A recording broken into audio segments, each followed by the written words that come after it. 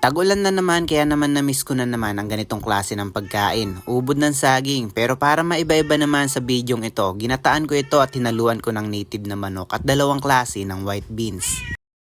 Kapag ka ganitong tag-ulan, masarap talaga ang mga ginataan, pero mas the best kung may kayakap ka dyan. Nanguha na ako dito sa kubo ng manok na aking ipangsasahog sa aking lulutuin ang hindi ko lamang alam kung kaninong manok ba ang nadampot ko dito. Marami ang nagsuggest sa akin na sa susunod na pagluluto ko ng ubod ng saging, haluan ko naman daw ito ng native na manok at munggo. Pero nagsuggest naman ang mama ko na white beans muna ang gamitin ko, kaya naman alay sige. Nag-crave din ang ate ko sa dinuguan na may papaya, kaya naman itinabi ko ang dugo nitong manok na kinatay ko, pati na rin ang mga laman loob at iba pang mga laman-laman na magandang ihalo sa dinuguan. Kapag tumitila ang ulan, inaasikaso ko naman yung mga kukunin ko sa labas ng kubo. Kagaya na lamang nitong ubod ng saging. 2 pirasong puno ng saging yung tinaba ko dito dahil marami-rami naman yung beans na ihalo ko. Kagaya ng dati, ligaw na saging pa rin ang inubod ko dito o pakil kung tawagin dito sa amin. Nakapagsalang na rin pala ako dyan ng mga white beans, kaya naman habang hinihintay ko yun na lumambot, inasikaso ko naman itong mga ubod ng saging. Hiniwa ko lamang naman ninipis para madaling lamasin at pigain. Matapos kong gayatin itong mga ubod ng saging, saktong tapos din ng ate kong magluto ng kanyang dinuguan na may papaya. Kaya naman kumain na muna kami at ito na ang ginawa naming merienda sa hapon na ito. Nilamas ko na rin kaagad sa asin itong mga ubod ng saging hanggang sa madurog at tuluyan ang lumabas ang mapaklang katas. Pigain ng unang beses para ang pakla ay mawala at hugasan sa tubig at pigain ulit sa pangalawang beses para makasiguradong ang pakla ay hindi mangingibabaw sa lasa. Igisa lamang ang karne ng manok sa sibuyas, bawang at luya. Hintayin hanggang sa matusta para makasiguradong mawawala ang lansa. Siguraduhin na malambot na ang white beans para ang iba pang mga sangkap ay pwede nang ipagsabay-sabay na ilagay. Para naman sa karagdagan pampalasa, sili, asin, bitchin, paminta, pwede na. Pero mas maganda sana kung may talbos pa ito ng sili. Pagkalagay ng gata, ayos na yan. Hintayin na lamang na kumulo hanggang sa tuluyan ng maluto ang ubod ng saging. At sabay-sabay natin tanggapin na ang greatest love natin ay hindi talaga nakalaan para sa atin.